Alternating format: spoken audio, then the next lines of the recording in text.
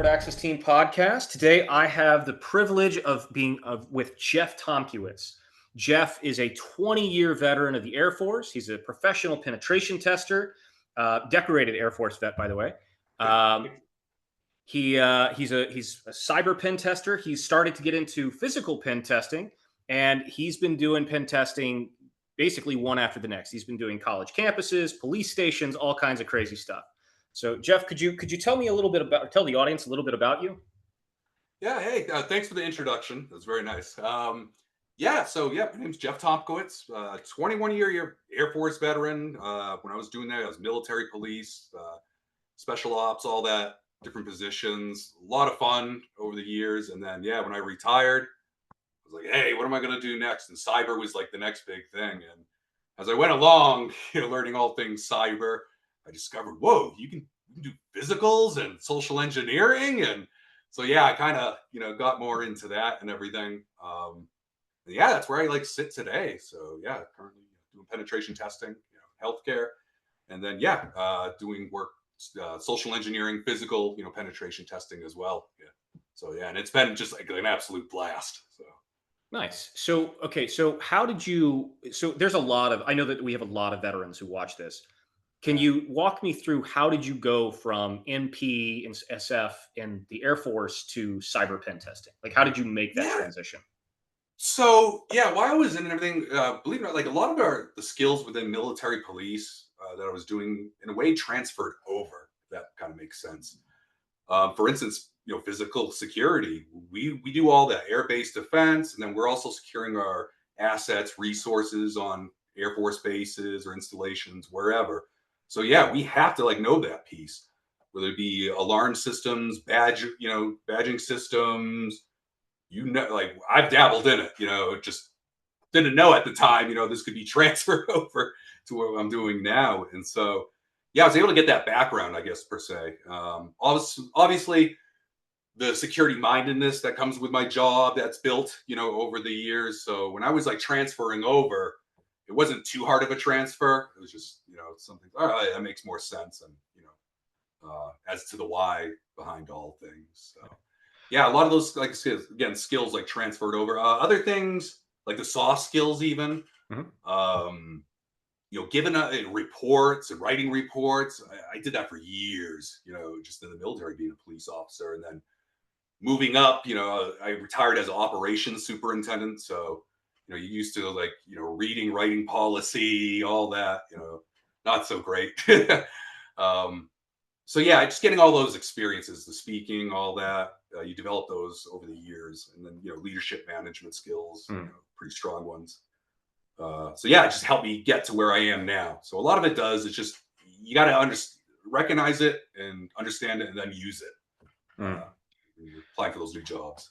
So it begs the question, and I understand if you can't answer this, but as a 20-year MP, I'm sure you saw your fair share of stupid physical security things. Anything you care to share on any crazy story that you're allowed to share?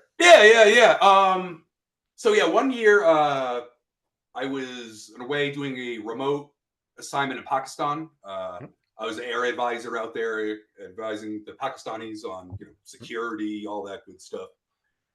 And some of the security practices I would see there just weren't fully, like something we would see in Europe or the US.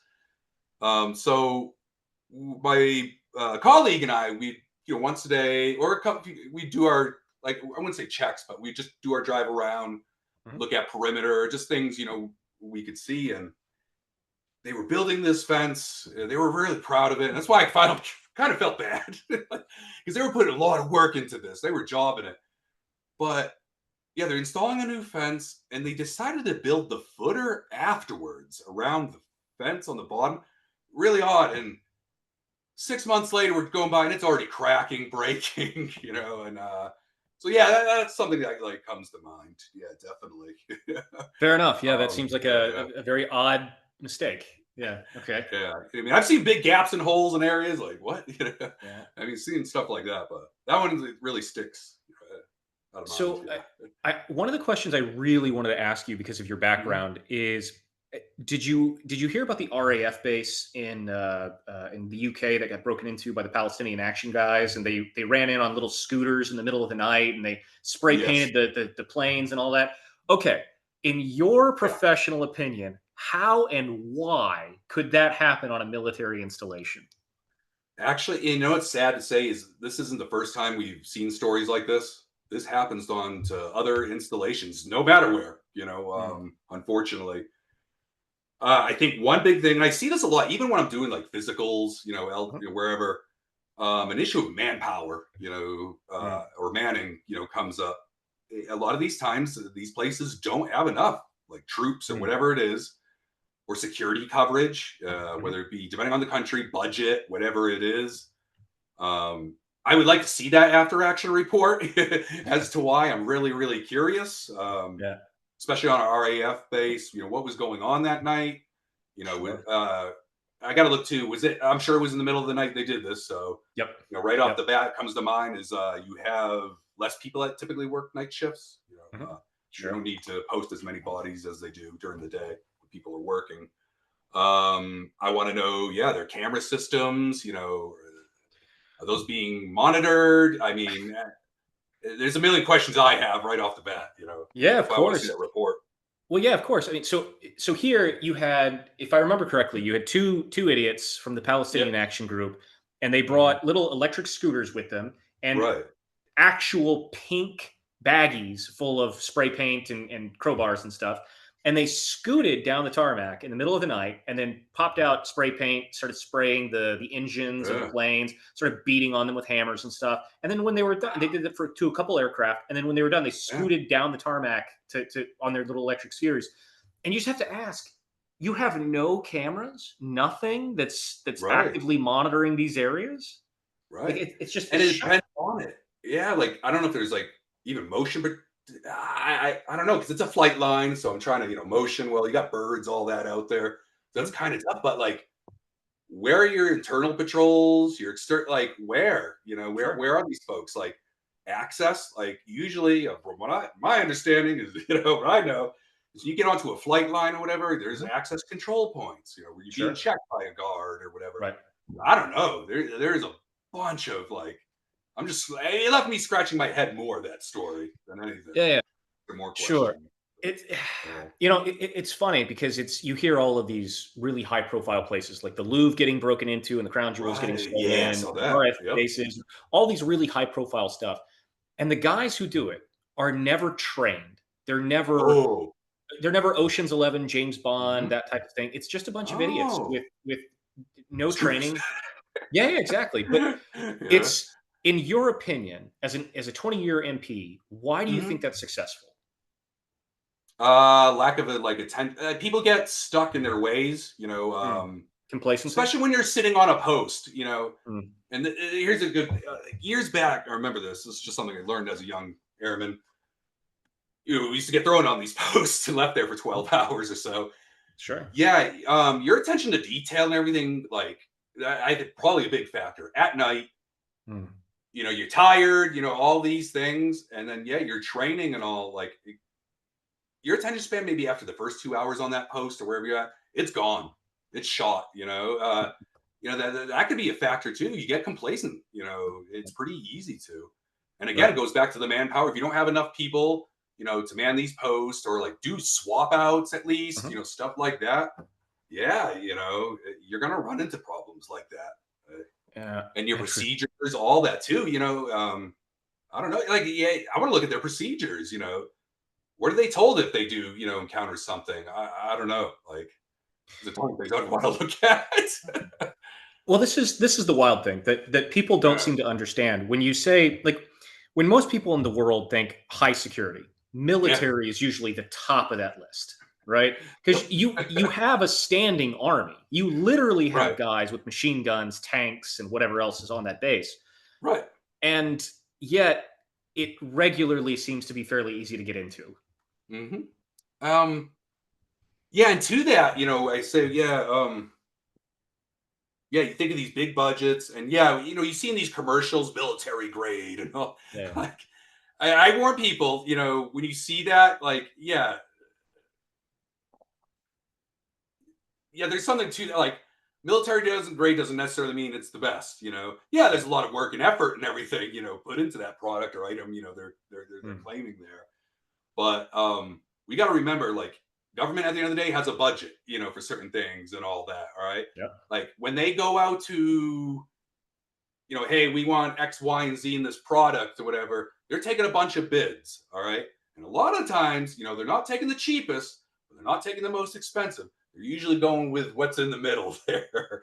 And Sure. so with that, with these come some of them, do cut corners, whatever, with that product. And so Yeah. it's not always necessarily, on the government, who's, sometimes, the crap they purchase or whatever, that falls short, on them. And people are like, "Why? It's the U.S. government. They should have the best of the best."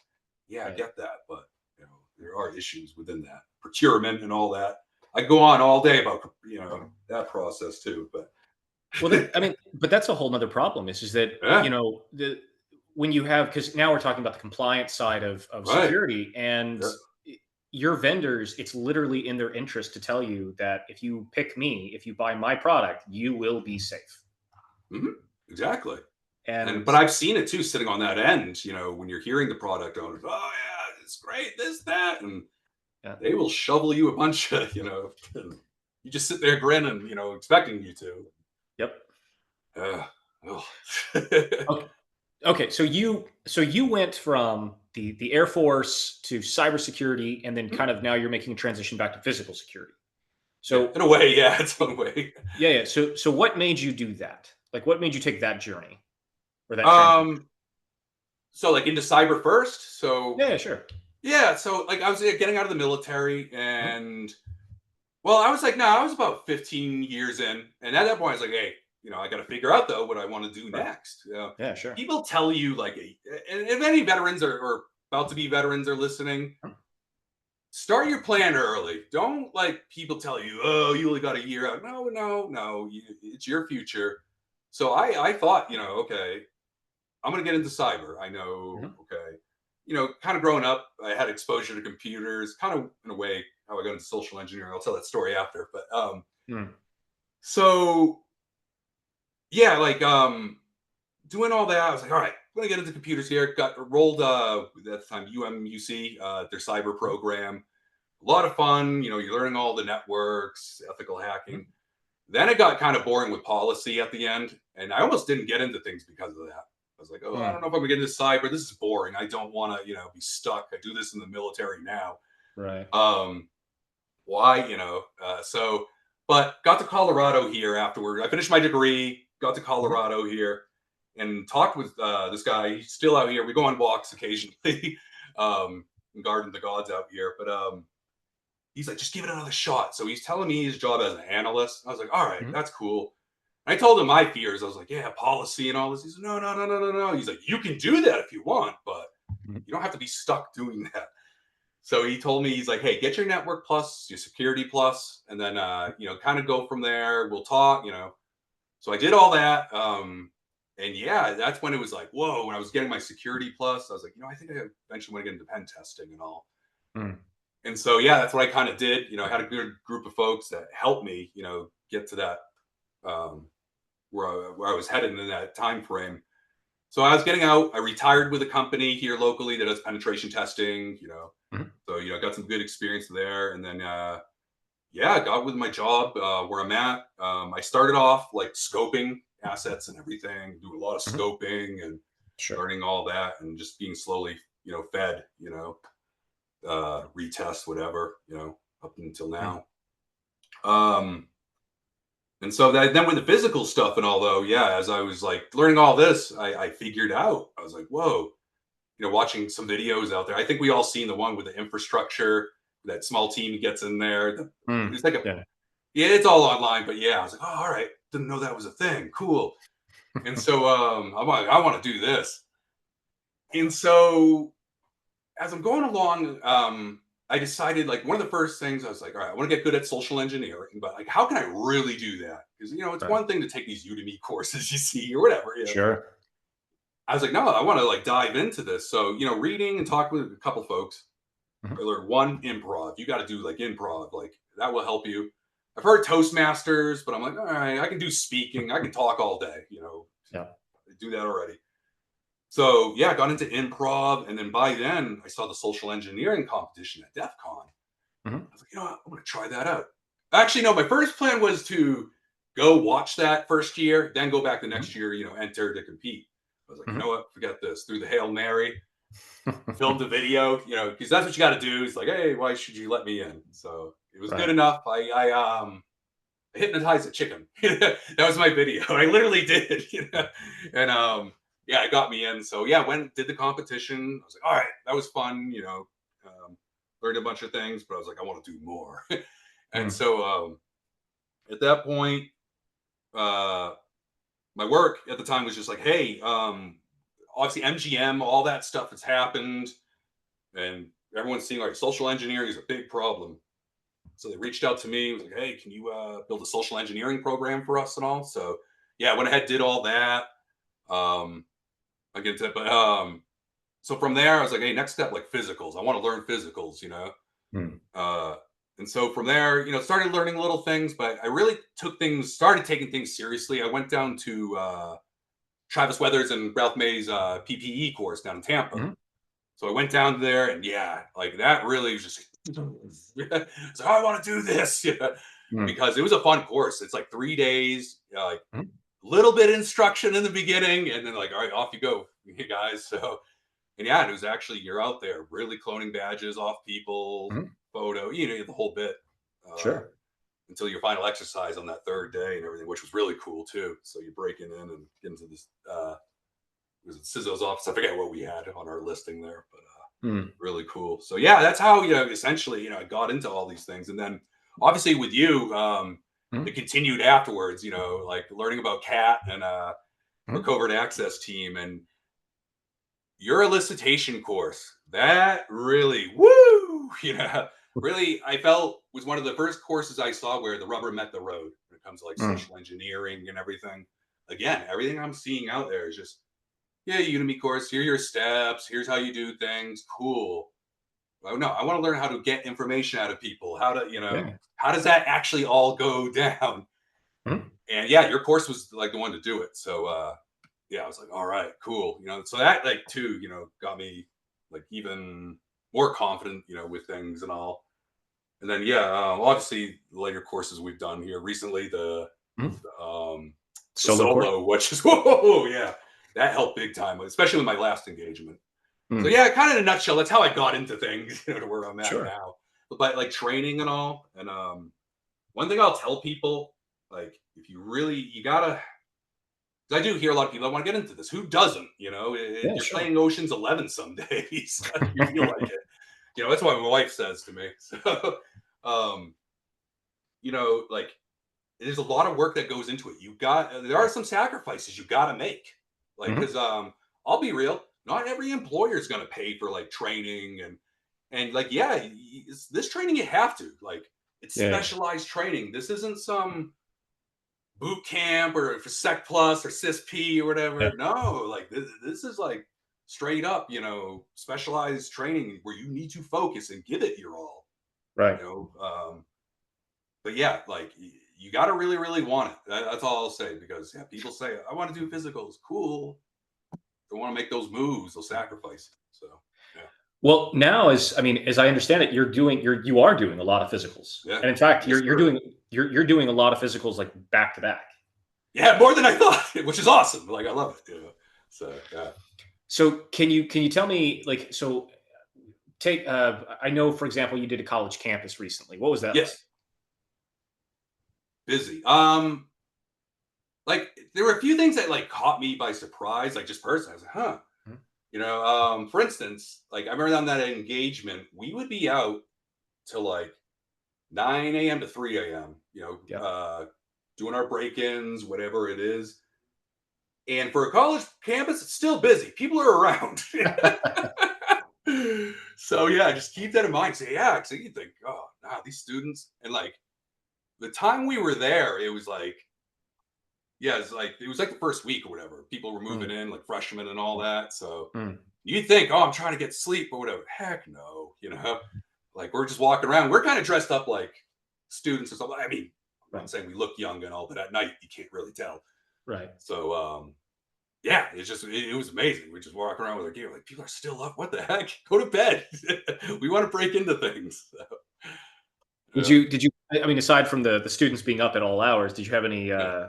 anything that caught you off guard? Anything that was unexpected? Um, they didn't really pay much. Like, there's this one part I remember. It was like they decided to have some big party thing, the college, Mm, like in front of one of our mhm, targets, right. and so we're there. We're like, crap, this big party, DJ and Mhm, students and all dancing, and we're like, do we just go for this still? You're like, do we? And like, nah, there's a lot of. We're like, no, they're not paying attention.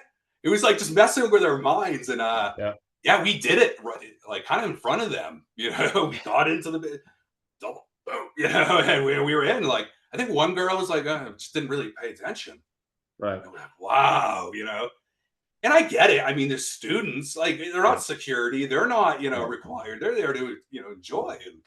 Right. And so, yeah, we had to keep that in mind. It was just funny though, because then we started going through, doing grabbing all our stuff and everything we needed, Mhm. information. And yeah, there's just a raging party going on outside. Like, it's so weird. Yeah. So, Yeah. ugh. That's funny.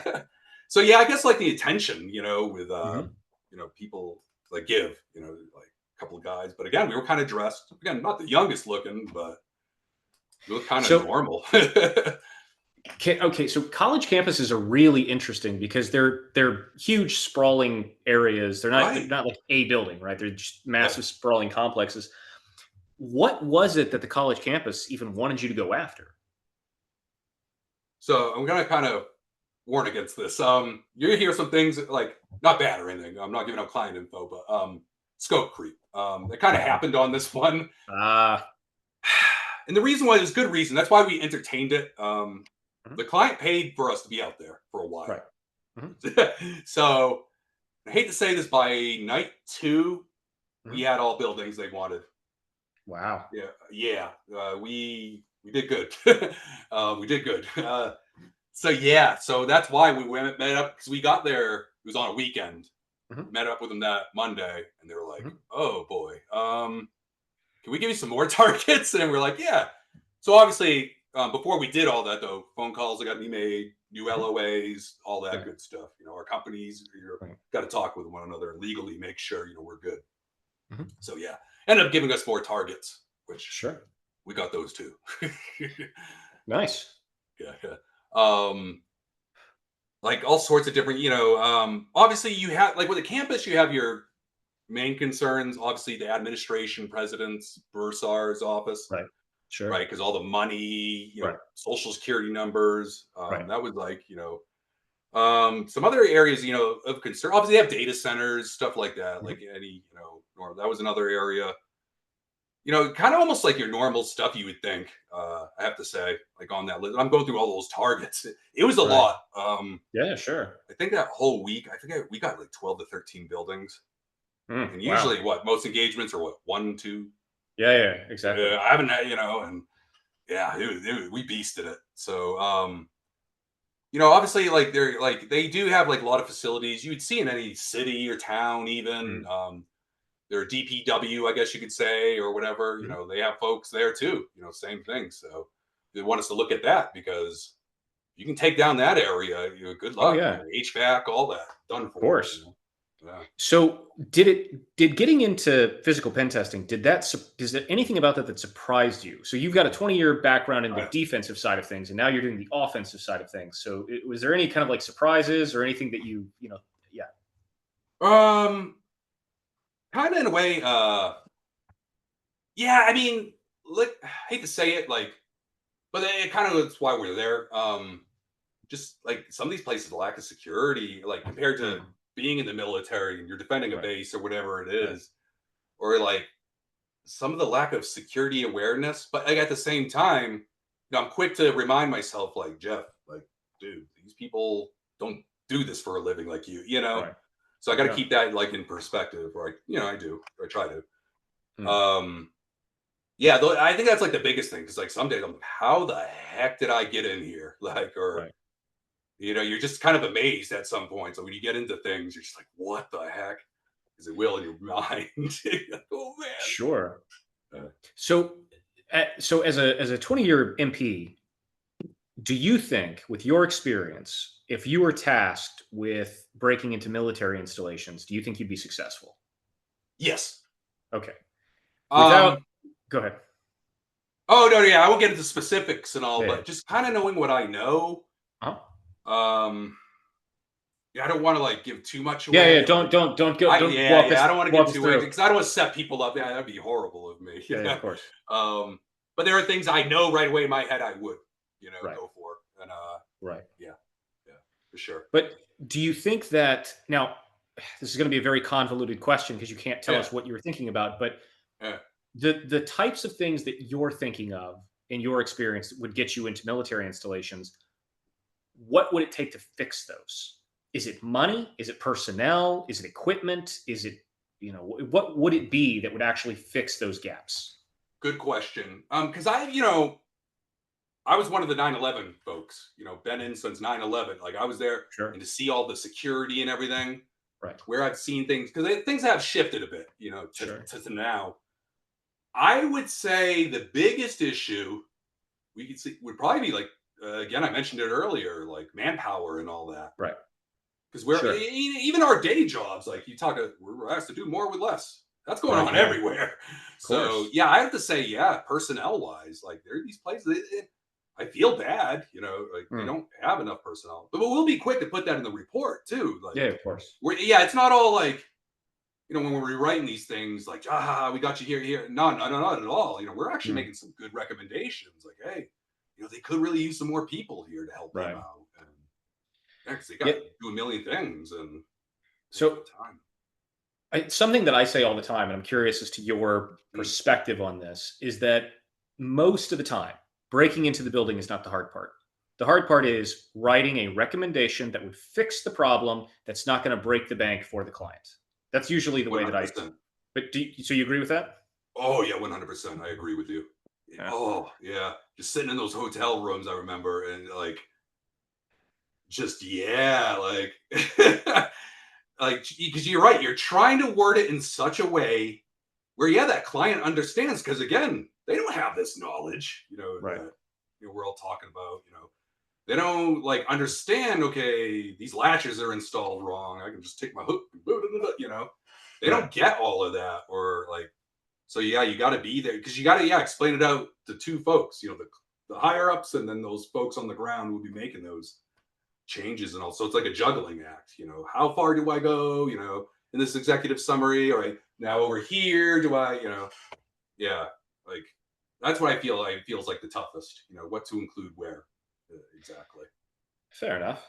Yeah. So with your background, I'm actually really curious as to your methodology. Are Yeah. you when you break into buildings today, are you Mhm. preferring the social engineering aspect? Are you preferring to bypass physical security somehow? Like what is your go-to skill set?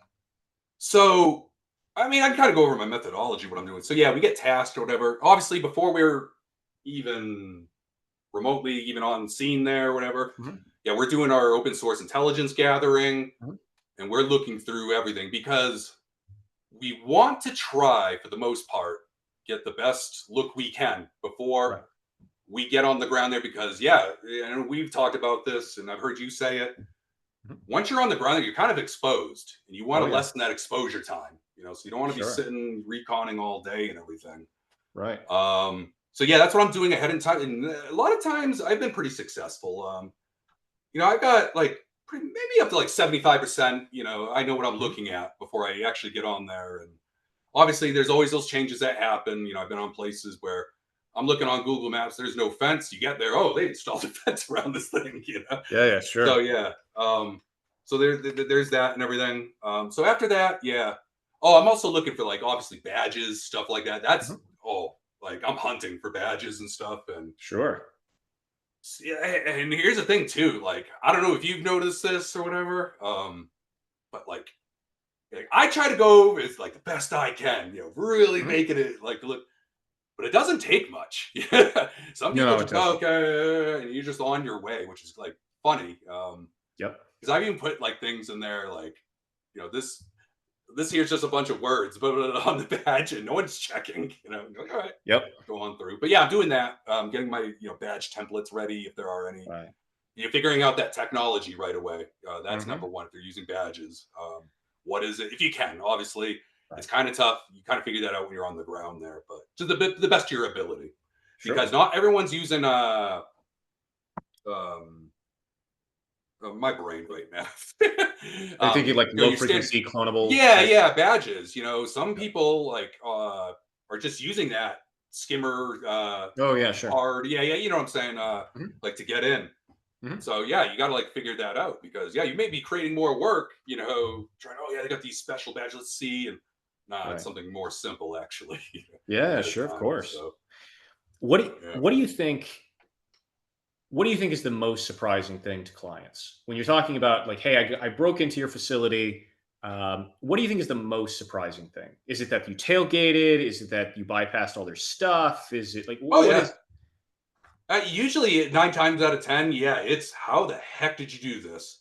Mm, Case in point, yeah, there's one I did. Yeah, there's a lot more badge cloning and everything on this one, which we sure. did, and they were shocked how we did it because they were like we locked down these certain numbers, Mhm. like because the only certain the way they explained it was like through that where you guys got through at that point.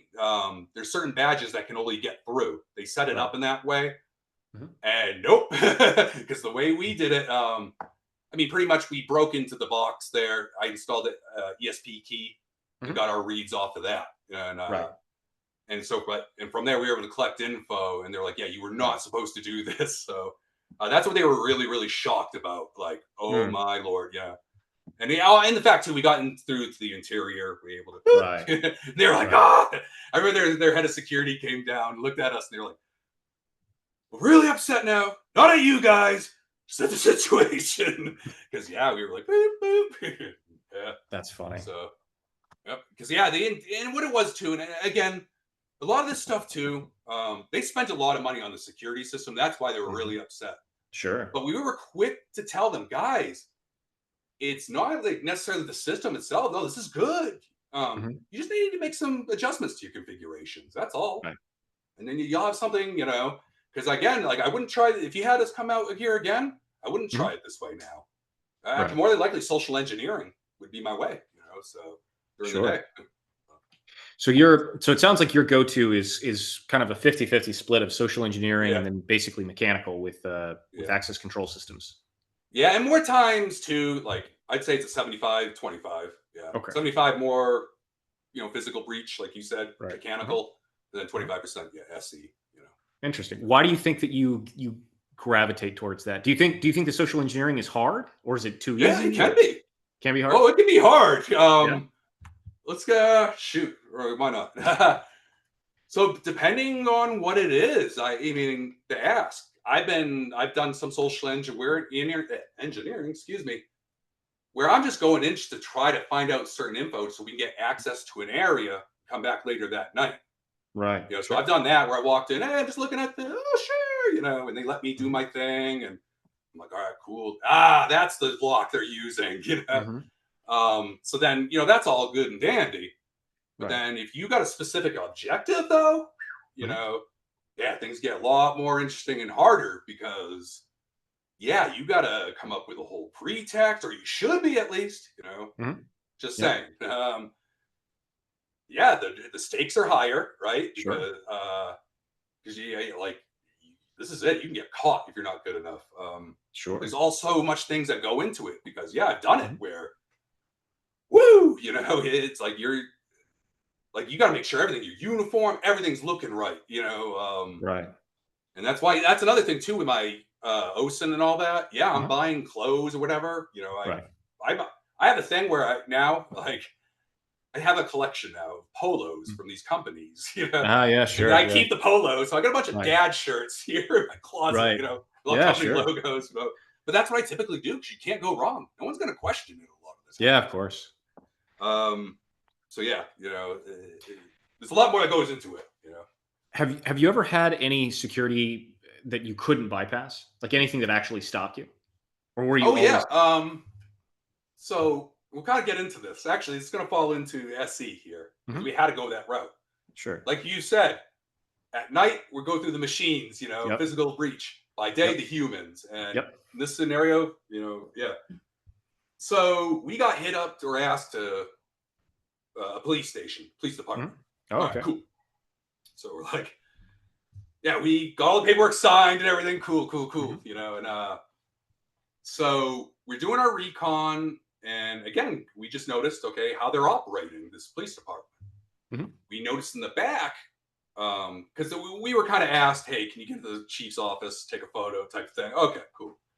And so we noticed the back door and all, and we just noticed some things with it, like the cameras. I noticed right away. I'm like, yeah, there's camera coverage, but it ain't pointing at this door. Right. So we've done that where we're trying to like pick the thing, and believe it or not, they actually had a couple security pins in there. You could tell, Mm. we couldn't do it.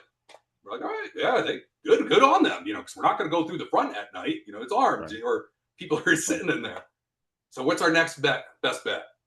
Mhm. Social engineering. So yeah, we ended up we came up with a plan, pretext, practiced it out over and over in my hotel room, my colleague and I. And yeah, I had to go through and use social engineering to get into a police station, and yeah. Was it successful? Yes, sir. Surprisingly. Okay. So trying to, I don't want to give too much away here, but Sure. Yeah. Yeah. with the client, they were just, yeah, hey, can you, Mhm. get into this? Yeah, again, so we were pretty confident, like physical wise, we could, Mhm. that shouldn't be an issue, but yeah, using social engineering or whatever, I don't know. So yeah, again, came up with a pretext, and we're practicing this out. I'm over in my hotel room. I Mhm. want to make it. There's a couple things. Like one, I'm not making it too complicated. I use the KISS Mhm. principle. Sure. And yeah, you got to make it sound like you are that person. You better Right. like you can't give any inkling of anything else. So we kind of kept it, you know, I would say the realism, to a bit because we just said we were just doing audits, checks Mhm. on door Yep. latches, Yep. so we can get through and get them fixed.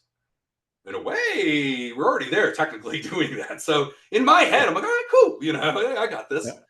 And so it was just more natural, because technically Mhm. I am. So I'm back in my head, I'm like, yeah, this is what I'm here for. Right.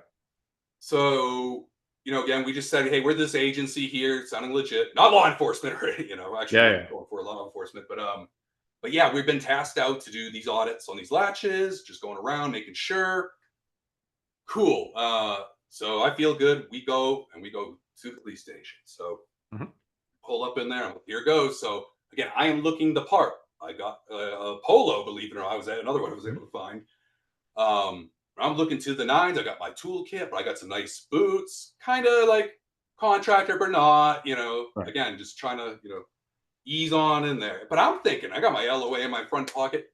I got to feel they're gonna be like, no way, like get out of here. And Mhm. which cool. Right. So I go in. Oh, cop on duty comes out behind the desk, out of the restricted area into the foyer area. And, hey, I'm like, hey, how's it going? Yeah, I'm just here conducting an audit, on these latches. I'm from this agency. Okay, cool. He's like, yeah, we might have to get someone to escort you. Hey, no problem. Cool. So right then, this other guy comes walking in that works there. Little did I know, okay, my colleague who was waiting in the parking lot there, that guy came up to him, was like, hey, need help with anything? Good customer service. No, no, no. Hey, but my colleague is in there to do an audit. Oh, cool. I'll go in there, meet him. He just gave me validity, my partner Nice. there. So Nice. it's beautiful. He comes walking in. Said, oh, yeah, talk to your colleague. Cop's like, hey, can you escort him? Sure, not a problem. So I first checked a couple doors in the foyer area. All right, Mhm. cool, cool. He lets me into the restricted area. Yeah. Smokes. And so I'm keeping it cool in my head. I got a recording in my bag, Right.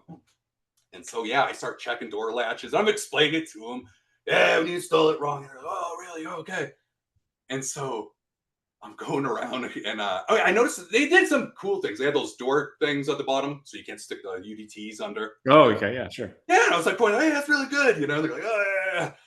And so I'm cracking jokes with them, and they're all laughing, And finally, one of them goes, "Do you need to see the evidence?" And I was like, "Get out of here!" I'm saying in my head, like, "Oh my god, I didn't have to ask." And so I'm like, "Yeah, yeah." I made a joke. "Oh, I don't want to see what's really in there, just the door." And they're all laughing, and so they open it up. They're like, "You need to sign in." Sign it. And I just checked the door. Didn't go any further in, or Yeah, sure. because of the implications. So I Right. check the door. Boom, boom, boom. Check a couple more doors, the chief's door, all that. I'm like, all right, I'm out. See ya. And so, yeah, I got out of there. Like, jump in the car, let's go. And so, yeah, we left, and yeah, yeah, that was whew. But then, yeah, Nice. we obviously told our handlers all that, and it was, yeah, whew. That was an interesting report, I'll just say. Sure. What did the client think about it? No, they were good with it. Yeah. Yeah, yeah, like it is what it is, because the chief of police knew, Yeah. so it was kind of like I get it, at this point. So And I yeah, were you maybe surprised? they were mad, but like, I know the chief was good. That's all that mattered to me. So Were you surprised that it worked? yes, very surprised.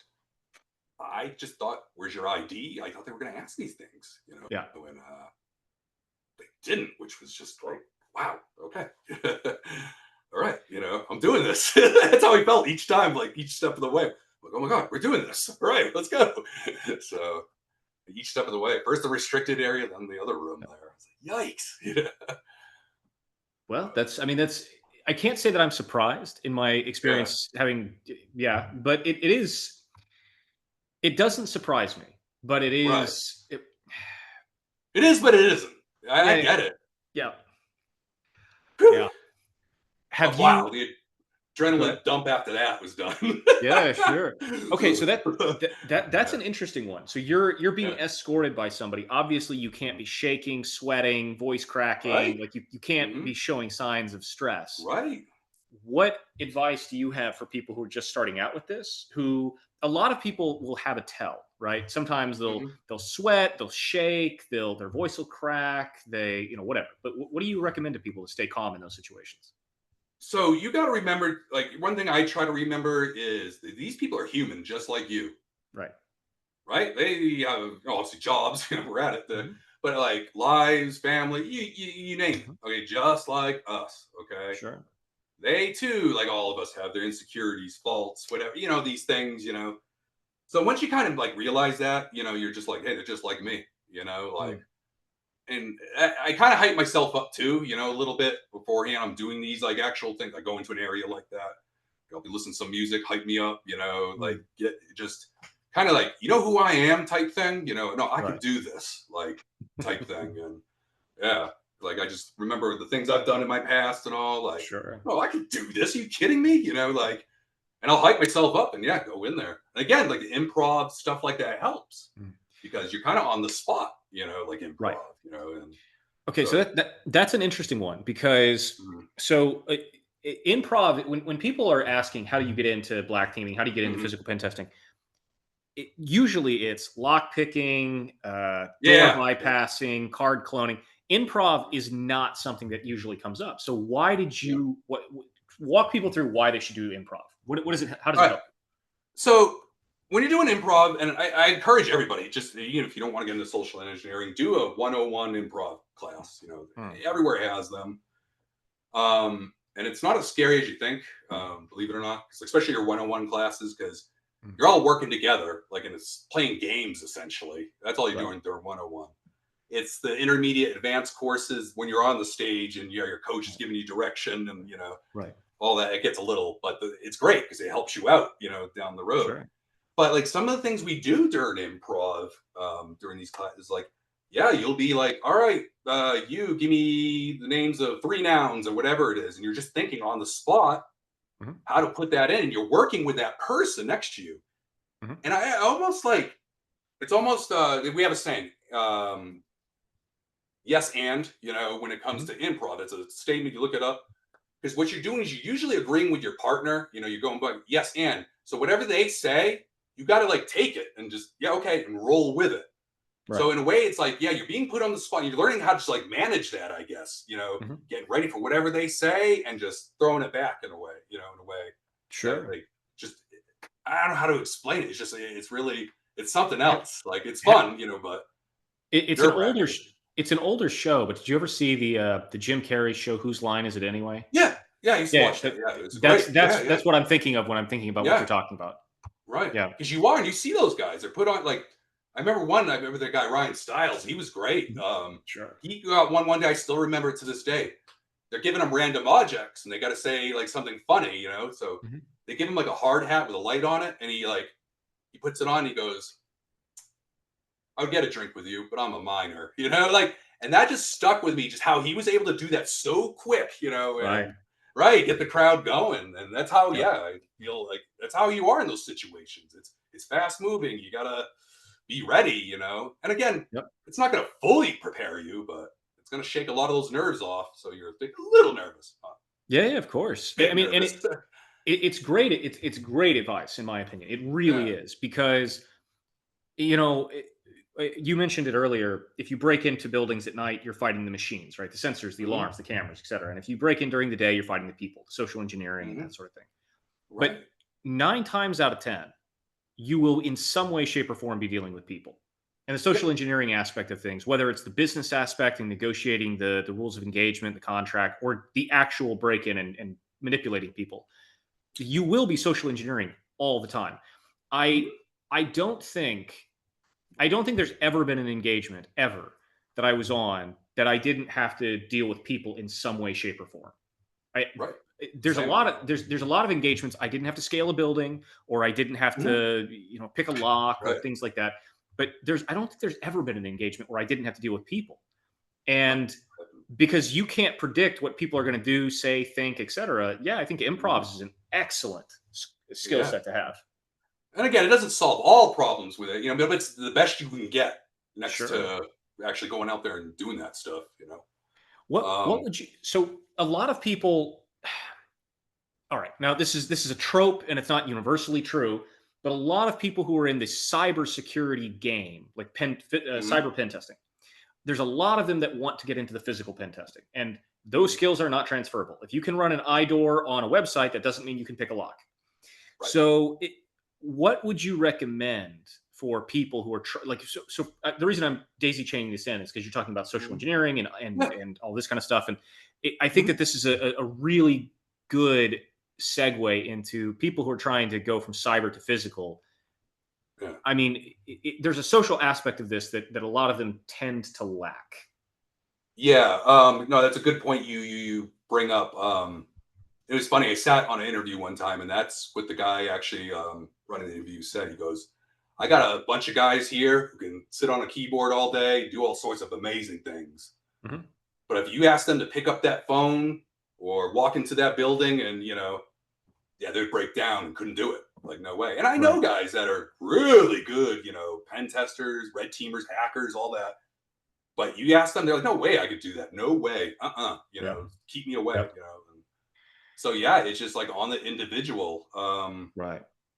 And I mean, people trying to get in there. Yeah, you gotta get like, uh, you got. I wouldn't say like you have to be super sociable. You don't have to be this social butterfly or anything like that. But yeah, you got to know how to talk to people. And Yeah. you know, uh, case in point, and there's different ways you can do it. I know a guy right now who does SE and all that. And you know how he practices and gets ready? Right now, he's learning dance lessons and everything. Hey, yeah, but it's like it's getting him out of his comfort zone, and this is Yep. why he's doing it. It's wild, and Sure. I mean, he's got some moves now, I mean, I've been very proud of him, but yeah, just things like that, different things, Sure. just to, whether it be like going and hang out at a coffee shop. I know you've talked, about Oh that, yeah. but you got to like put yourself out there. Like you Yeah. just can't hope, like, oh, I hope to learn these skills and all. Like, Yeah. there's no way of getting around it. You gotta do the work, and Well, yeah, you do, and I mean that's uh, something that I mention a lot is that you got to go talk to yeah, people. You got to do exactly what your parents told you not to do. Go talk to strangers. right, right, exactly. Yeah, But and yeah, you got to talk to a lot of different kind of strangers, right? If you only ever oh talk to yeah, one kind of person, the chances that that's the person you got a social engineer on an engagement is really mhm. small. Yeah. Exactly. You know, we have Yeah. all different personalities and you name it, things that set We us off. And we had a guy on a team once, I was helping out with, and this guy was a Don Juan. He could talk to any woman, and he was totally right, comfortable with it. But when he right, went to go talk to a guy, he did the whole classic macho clam up, angry look kind of. He just couldn't do it. He couldn't do it in a nice, friendly way. right, It was beyond right. it. It was wild. But it Yeah, was hilarious because he was the social engineer on that team. And it was like, okay, so you can talk to 50% of the people, but if you have to deal with a guy, you're gonna blow it because you can't be nice. right. Yeah, and what if you deal with someone like, yeah, like security? I mean, it's a Yeah, yeah, male-dominated field. Let's be of honest, course. and Yeah, of course. what are you going to run into half the Exactly. time? Yeah, yeah, yeah, yeah, So, yeah. yeah. It's jeez.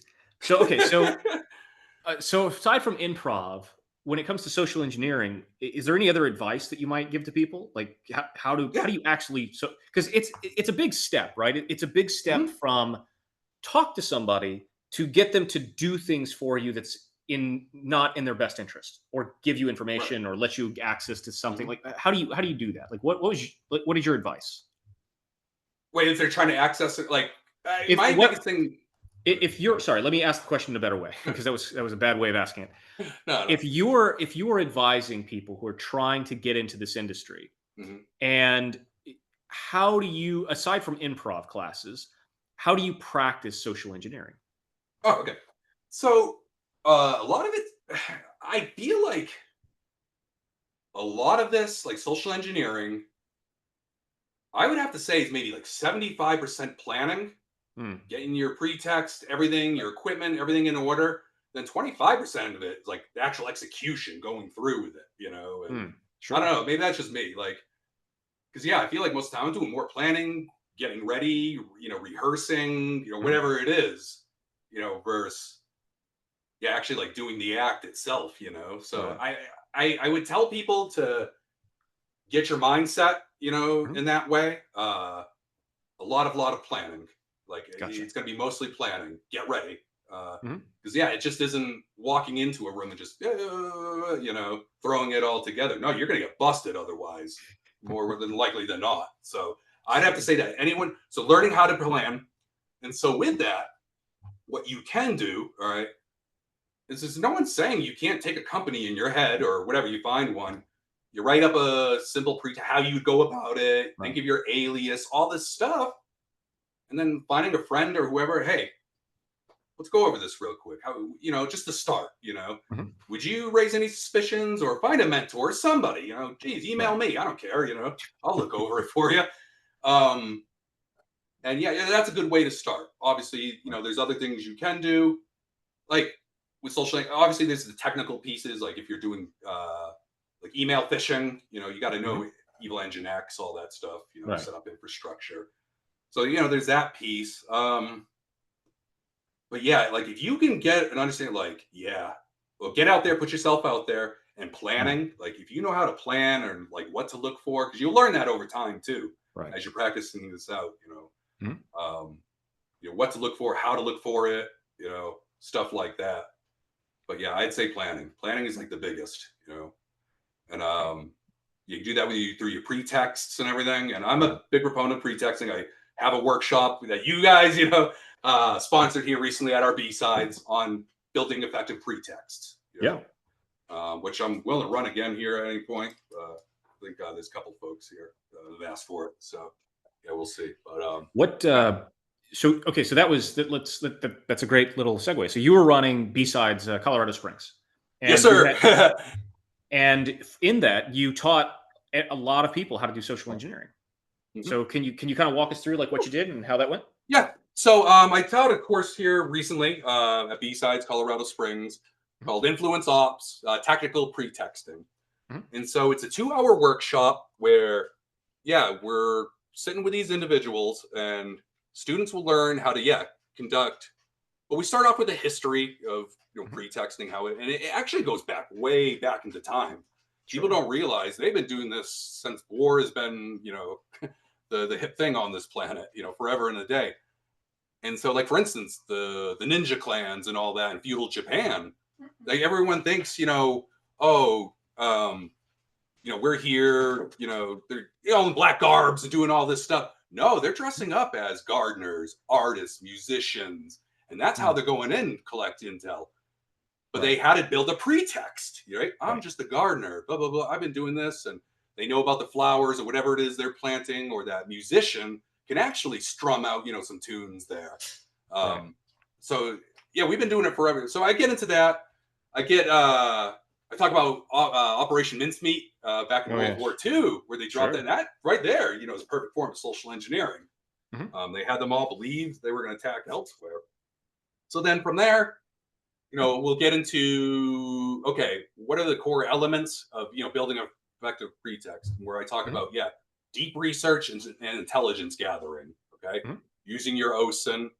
I don't get too much into tools and stuff because I have my theories on, tool usage and all that. Because I've told people, like, a lot of the times, it's manual. I'm just finding things. So we get into that. I don't even, we take a few minutes on that. So then we start actually going over the parts of the pretext itself, where, I'm explaining each portion, how it all works, how you build your actual profile, your alias, all that, and tools to do that. We then actually build one out, and then we actually have a little capstone at the end there, where students actually did, and we have a couple winners that will be attending your courses there here soon, and they did an amazing job giving those pretexts to callers. So we had a judge of ours. He was there. He's a professional social engineer, and he was awesome. So he sat there giving a little pushback when needed. And these guys, they did it amazing. They actually fought back a little, push back on that pushback. That makes sense. And we're like, how the guy, oh, okay, yeah, and they won their bit there and all. I was just really, really amazed, just how it all planned out, worked out. That's awesome.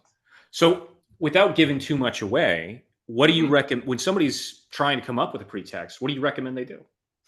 Aside from taking, by the way, be creative.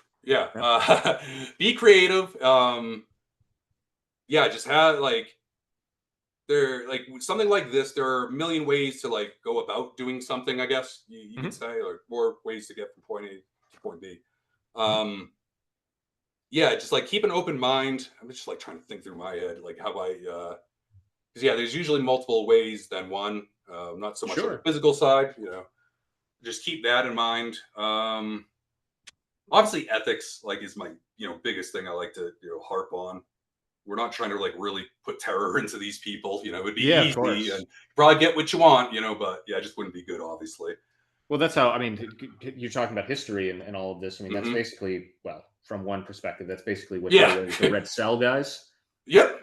Yep. The end of them. I know what you're talking about. Yep. Because they got a little too handsy with some of their stuff. Yeah. Right. And it's just not good at all. We know the bad guys do it, but stuff like that. But you just, be creative. Because I've just been in some spots where I'm thinking one way and a colleague just no, how about we try it this way? Okay, obviously there's only so many people you can tell on an engagement, what you're doing. But obviously if you have a good little network of folks you can reach out to, hey, I'm kind of toying with this idea. I know, we've reached out, but just things I guess. Well, you mentioned a few things that were really useful, right? Where you're talking about pretext, and you came up with your police story. You came up with an idea that enough about that you're not going to get flummoxed on it, right? Yes, exactly. So you know enough about the subject that it's not like rocket science or anything that you have no idea on what the hell you're talking about. Right. But at the same time, it's plausible and it fits a goal, right? Your goal is to walk through a building. So if your goal is to walk through a building, what pretext would allow me to walk through a building that I know something about? Right. And so that was super useful. Yeah, and there's another thing that comes to mind now you mentioned that. I had one once where it was a restaurant chain, and what had happened was I found out, and I actually used to save the piece later. Actually, help this restaurant chain use a certain point of sale system, and through that, I found out they came under a DDoS attack that spring with all their systems. Okay. Even though I didn't need it for then, I put it in my pocket for later, and it did come in handy later. excuse me, as I was making my calls, because my pretext said, I work at this company at headquarters. We're trying to replace all your systems, making sure things are running right and all. So yeah, little things you find out, don't disregard it, because you may be able to use it later on, the information you Right. found. Because on top of that, with those systems, I was able quick to find out the type, went on Reddit. I found a treasure trove of information on those Mm. systems. So I knew walking in, okay, I'm going to be okay. I know a little bit, on Right. how to, work those things. Fair enough. Yeah. Okay, so asking about your so you taught your pretext course at B-Sides. Is this something Mhm. that you offer any other Yeah. places? Yeah. So I also going to be doing it again here for VetSec. They're a veterans group for those veterans trying to get into cybersecurity. Mhm. I was going to do it for their annual conference, but we had issues that morning, technical issues. So, Mhm. uh, and then where else? I offer it for free. I never like really charge for the thing. Just I kind of like some. I wouldn't say I'm at the end of it. I might actually record it here soon enough and Mm. offer it out for free for folks. Well, that's very generous. Yeah. I liked it. It started from an article I wrote a Mhm. few years back on it for Hack Magazine. Ryan Okay. Williams out there Yeah, sure. wrote it for him, and it kind of just blossomed out of that. Nice. That's awesome. So it's been around for So a couple of years now. The course. So sure. So was there anything else? So with your B-Sides Colorado Springs, I assume is that something that you're going to do next year? yes, good question. So in fact, yeah, it went so well. We're going to be introducing a couple more little things this year. We've partnered up with Layer 8 Mhm. Conference. And so we're looking at some CTFs. One of them more on the real side, where you're scoping, or contestants will scope, Mhm. do the engagement, read out everything, Okay. And then another where it's your more common, CTF, I guess you could say, Mhm. a little more common. So, but yeah, a lot of great things, coming down the pipe and everything. So. Nice. Do you have a date in place for that yet? I assume Colorado Springs, but Yeah, we actually booked it. We got the date 24 October 2026. okay. And then Layer 8 conference is June 5th and 6th of this upcoming year in Boston. Very nice. Yeah. Very nice. So, yeah, well, we're really excited. And yeah, we're forming our teams and everything as we speak. Nice. So here's a question for you. Mhm. So kind of keeping in the scope of social engineering, do you find it easier or harder to social engineer if you're working with a team versus solo? Ooh, good question. I find it easier with a team Mm, because you can rely on them. They can help you out in ways like my story I right. told about the police Yeah, of station. course. Sure. But he was there to, validate me. So Hmm. yeah, there's just so much more things you can do with a team versus a person, when it comes to stuff like that, or even ideas off the top of your Sure. head, or practicing stuff like that. Yeah, there's so much more you can do with a team versus solo. Solo, yeah, you're kind of limited. Yeah.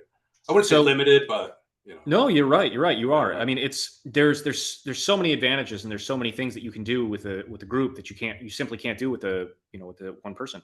And it kind of goes back to this idea that and I'm curious as to get your take on this. If one guy is trying to walk in and social engineer his way into a building, he may or may not get stopped by security. hmm But if you right, if you had 10 people walking in a group and they're all talking amongst themselves and they're all walking in, somehow they tend to be stopped less. Why? exactly. I'm curious as to your take on that. My guess is, putting my security hat back on, Mhm. seeing that, it's just probably because a lot of them feel it's more of a hassle. It's a group of them. I Mhm. got more IDs to check, and then let's say one of them doesn't like the idea, and then I'm like going back and forth with these folks because I've seen that too. I've busted people when I was a cop. I remember one night Mhm. I was sitting on, I was a shift sergeant, and I'm sitting there with the desk controller. We're just BSing, Mhm. and she's got her camera systems up, and we're all just, and all of a sudden I just see this guy open up and like do the tailgate for like I don't know, like 15 people. It was insane. Like, Yeah. and there's clear rules because it's a restricted area. You cannot do that. They make it clear Right. as day. Sure. And but there are a lot of people that wouldn't, because what happened was I told the controller, I say, hey, Mhm. tell airman such and such nearby there to stop. those Right. individuals right now. If you could, I'll be down there. Right. Cool, not a problem. They stopped, and that group started giving him crap. That airman Sure. crap. Oh, why? And I get it. Like you're this low-ranking airman, unfortunately, having to deal with Mhm. these contractors or who knows, because some of these people are civilians, but up in their pay grade and all. Right. So you just don't know, and that's like stress, for them. Sure. Until I got down there, then they saw, oh, whoa, there's a master sergeant there, and oh no, you don't care. And that's what ended up happening. Is like, I don't care what you think. I Right. grabbed the guy, the culprit, so we're going down together. You're getting your badge taken away, and Right. the whole bit. And yeah, that's my best assumption. Is like, yeah, just like Mm. the hassle potentially of getting fired or whatever. Yeah. Yeah. Well, it seems like, a lot of people. So my team was running relatively recently. We were running an engagement where we had, I want to say, like 10 people all social engineering the same individual. And Wow. nobody ever suspects that everyone at the event is in on it. Nobody, like, you Right. people have this idea that, like, well, this one person might come up to me, or maybe two people will come up to me, Mhm. but the whole, like, everyone, Right. like it's this weird Very. idea, like, oh my god, they're all in on it. It's like a movie. You're Yes, like, oh my gosh. it's kind of like this Truman Show kind of thing. Because Yeah. you mentioned earlier that you can do things with groups you can't do it with individuals, and it's like, yeah, that's true, absolutely. If I Yeah. purposefully burn myself to make Oh my yes. other teammate build rapport with somebody, and they're joking about how obnoxious I was, or how Hmm. awkward it was, or anything else, I've burned myself, but I've got 9 other people who are all there, and 2 people that you just built rapport with, and other, yeah, so it's Oh, no. That's a good point you bring up because yeah, you got to be careful of that too, burning bodies and all yep, that. Because you like, especially if it's just two of you, so you mhm, don't want to be going to the same areas together or so, or you right. send one out to do it, and yeah, burning bodies that's very very important, something to consider, for sure. So yeah. Well, going back to the group dynamic, it's like, there's also this idea of, if one guy is trying to tailgate in, you think, okay, well, that guy might be up to no good. But if you see 10 people tailgating into an office, you're like, well, they've got to be. Right. There's got to be a reason, right? There's got to be a group. There's got to be something there to Yeah. it.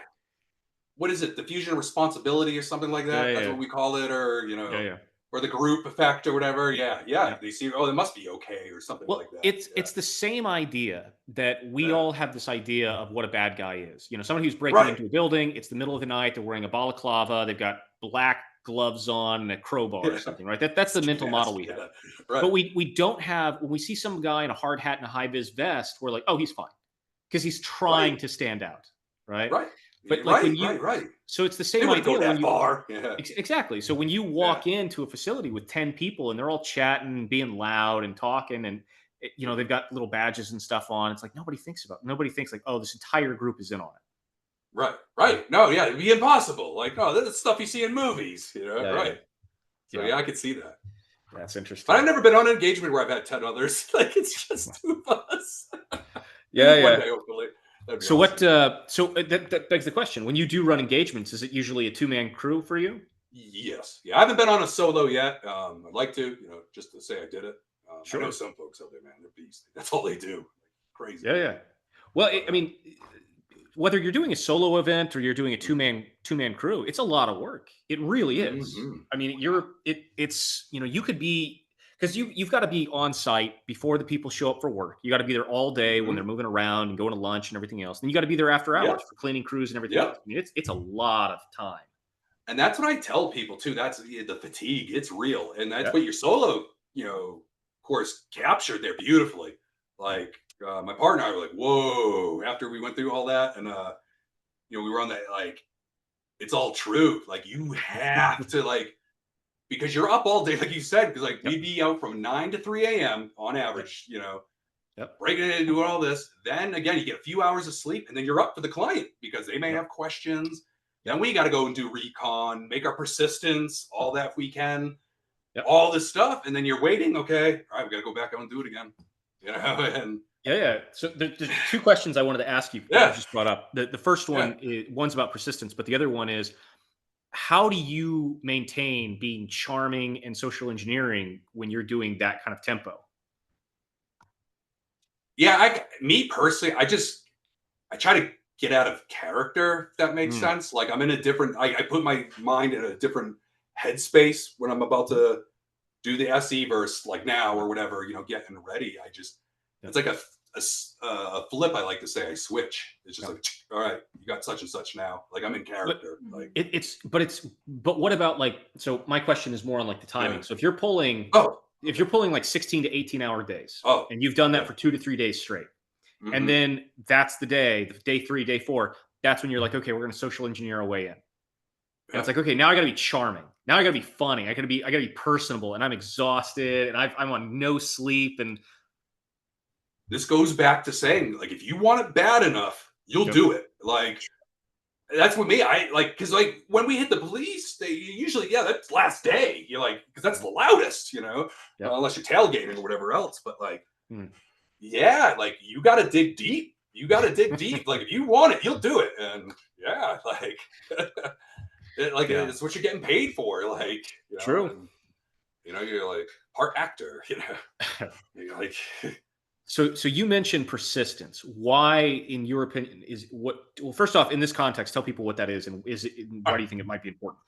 So persistence typically, what it means is, I know there are a lot of I know we hear it in a cybersecurity, Mhm. context, when a bad guy breaches, they Right, persist. So right. what they do is when they first breach, their first actions should be, maintaining persistence or creating it, Yep. where you create a backdoor or something that you can easily get into Mhm. when you want. Come and go as you please. Right. So essentially, that's what we're doing when we go ahead on a engagement or whatever, the building. Mhm. We'll find areas, if we can figure out there's no checks being done or whatever it is, Mhm. we know, oh, hey, this side door here, let's put a piece of tape over the latch Yeah, and come back later at night. And yeah, it works like a charm. You'd be surprised. And yeah, gotten some great victories over, using persistence. yeah.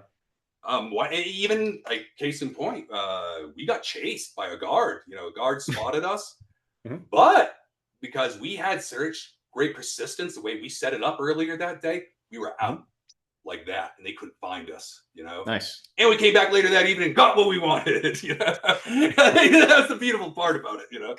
So Yep. yeah, yeah, yeah. Persistence helps in many ways, whether getting Yes. back in or escaping security. Yep. Yes. Oh, I mean, it is. It's interesting how few people think about that though.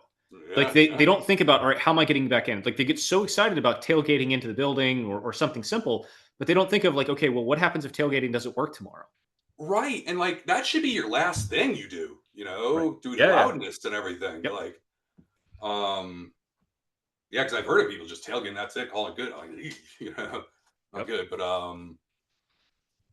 yeah, I don't know what to say. Like,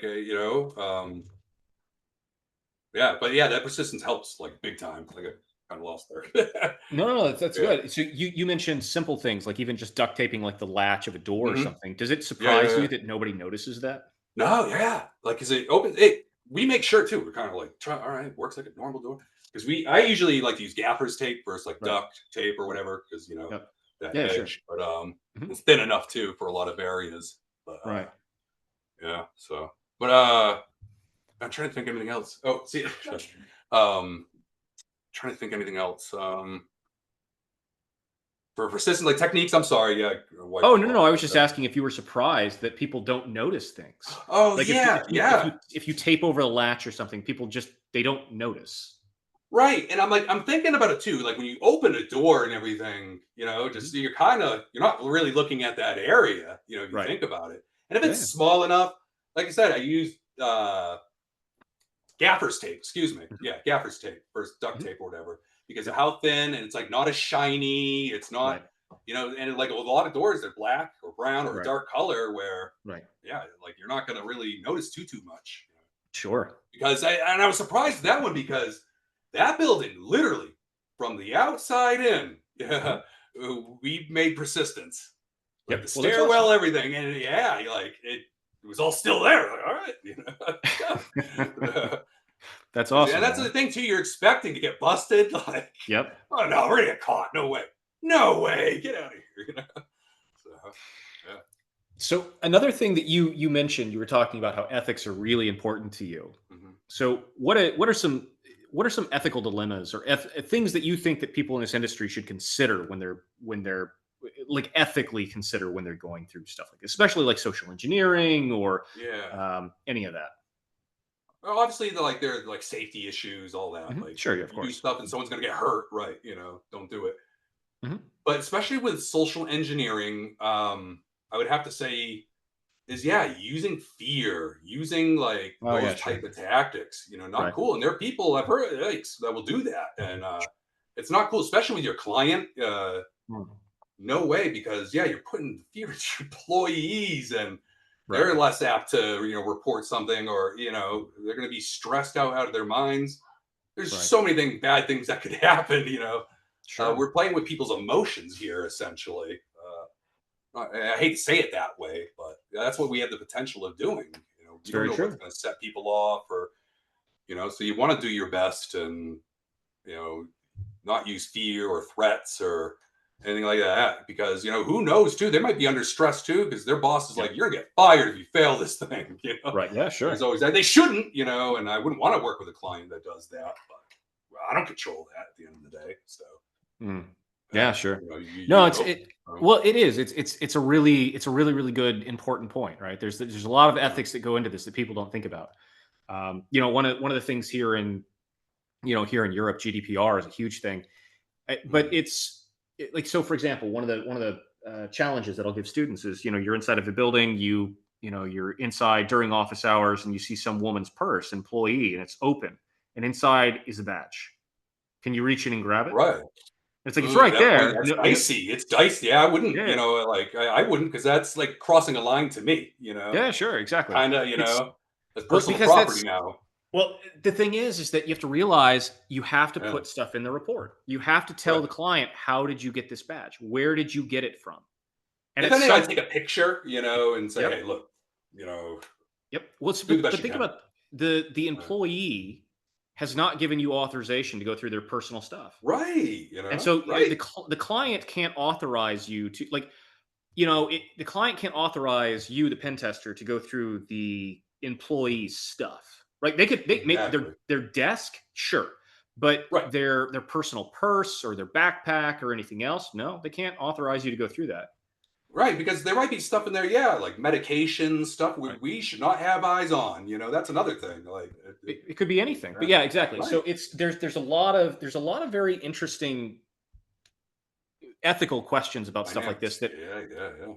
well, I mean, there was a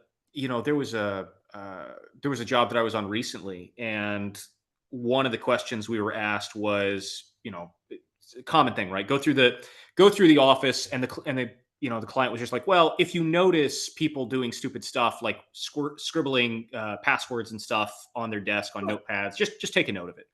And I get to Mhm. this one woman's desk, and I right on the desk, I move a couple pieces of paper, and there's her diary, like a journal, like a journal Oh, looking right, thing. right, right, And right. it's like, Yeah, okay, yeah. not going to open that. It's Of like she course. Right. might have written the passwords in there, but just like I'm just leaving that alone. Yeah. But And that's where I just be like, hey, just tell your employees, be cognizant of, yeah, because like case in point, one of these businesses, they had company credit cards for their mhm, employees, some of them, to yep, buy paper or whatever yep, expenses, sure, and they'd leave them in their desk. right, Was it locked? Not really. And I still found it. Now, yep, that's where I was like, all right, look, I get it. They have to have this. right, Just tell people, and all I just have them lock it up. That's all. mm, No more, no less. Like, because that could be bad too. I grab those things, make charges, and yeah, yeah, who of course. knows? Like so. Well, Yeah, especially it's like a balancing act. yeah, sure. Yeah. So, all right. So, one of the last questions I wanted to ask you, Jeff, was as a veteran, if you Mhm. have if you have the ear to people in the military who are going to be getting out and they're like, this is the job that I want to get into, what advice, what career path, what things would you tell them this is what you should do? All right. So speaking from my experience and everything, because I know like we've talked and all, and there's Mhm. like Sure. from what I have seen, okay, 9 times out of 10 to get a job like this, you have to go through the cyber route, Sure. typically. Whether it be penetration testing, red teaming, you usually see it, along that, path. Not saying though, it's not impossible because there are people out there like, who's it, Jenny Radcliffe? She from the start, was just doing that. She didn't have to do no cyber stuff, Sure. So, that's an interesting story, folks. If you've not, look her up. Awesome individual, really interesting background. But yeah, 9 times out of 10, I've just seen it. Yeah, you have to go through that cyber route and everything. Right. And and again, that's not for everybody because a lot of people like, I'll break into things and they may be very good at it, Right. but I don't want to sit on a keyboard all day and Right. enumerate stuff, Yeah, sure. usernames. So like, yeah, it's all dependent, but that's how I've just seen it Hmm. that way. Luckily for me, I wanted to do the cyber. I still, do. I love it. Mhm. It just works out for me that way. But Sure. yeah, so that's how I typically see it. So, Well, fair enough. Jeff, buddy, it's been a pleasure chatting with you. Is there thanks. anything else that we haven't talked about that you want to talk about? I can't think of anything right now, but no, thank you for having me on. This is Yeah, great. Like, absolutely. super excited. One other question that I wanted to ask Oh yeah, is so you've got B-sides coming up in October of next year, and yes, correct, you've got Layer 8 in June. correct. Uh, Yep. is there anything else coming up that you'd like people to know about? Trying to think. I don't know. I'm kind of like a hermit, I guess, in that sense when it comes to like conferences and like I used to do all that stuff. It was fun. It's just out of my Right. system. I'm around here in the Colorado area. I mean, we got Mhm. tons of things always going on throughout the year, where there be a few different B sides, including Mhm. ours. Trying to think what else. Oh, I think they have Wild West Hacking Fest coming up in Hmm. Denver this year in Okay. February. That's always cool to check out if you can. Yeah, that's really about it. It's kind of we're in a quiet period now. Yeah, At the end of the sure. year coming up and all that. But yeah, that's about it. Just thanks for having me on. And again, thanks for B sides helping sponsor and Oh, everything. It was absolutely, man. It was my amazing. pleasure. Seriously, the after party, all that. It was absolutely amazing. It Ah, really glad to was. hear that. And you put on a Yeah. really good show, man. You put on a great Thank you. event. Thank you. Yeah, Yeah. we're gonna make it bigger and better next year. We got more volunteers. Like it's gonna get crazier. So Perfect. Well, that's awesome. I'm cool, glad to cool. hear that. And so if anybody's in the Colorado area around October and you want to go to that, please do. Oh yeah, you can look me up on LinkedIn too. I'm bouncing around on that sometimes. So All right, buddy. Thanks for being here. All thanks, right. man. See you, buddy. See ya. Bye, everybody.